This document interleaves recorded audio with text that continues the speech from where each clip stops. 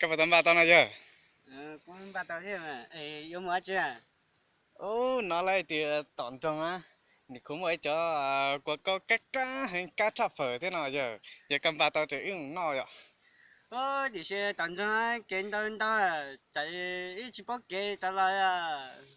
Ô, ít cụ tệ thế mà giờ. Anh đi, chờ cái bóng mũi, chị mua à. Mỗi mỗi. Chị ít cô chơi nó chơi nó mua. Ừ, lúc này nó chả chạy nó, các bạn bắt chạy mà. Cô chỉ bóc một chạy ra thì lại thì chạy, rồi chạy ra là thì cô chạy sao chứ chạy mù ra là thì chạy hết. 이제 sao chạy mù rồi? Ờ, Ê, Linda chỉ chạy, cứ chạy mà. chạy á. Ờ, Ừ. Thằng mạo, cụ ơi đấy. ờ, Ờ.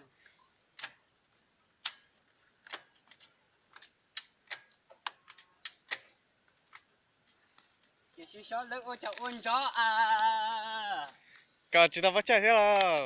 Cô chỉ bao nhiêu tiền xóa lớp ô khó chịu ôn nhưng nó chó đi để họ chơi mùi á. Chỉ chạy, Ờ chỉ bắt tao ra. ờ cô chỉ tập ô thế. Chạy kìa mà. Chạy kìa sao? Lý con. Chị sẽ chỉ bao ôn chó à.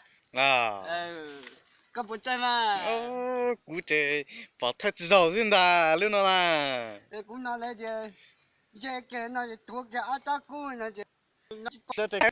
Có chạy này. ờ Nhá chùa liền. Hãy subscribe cho kênh Ghiền Mì Gõ để không bỏ lỡ những video hấp dẫn. Phá phá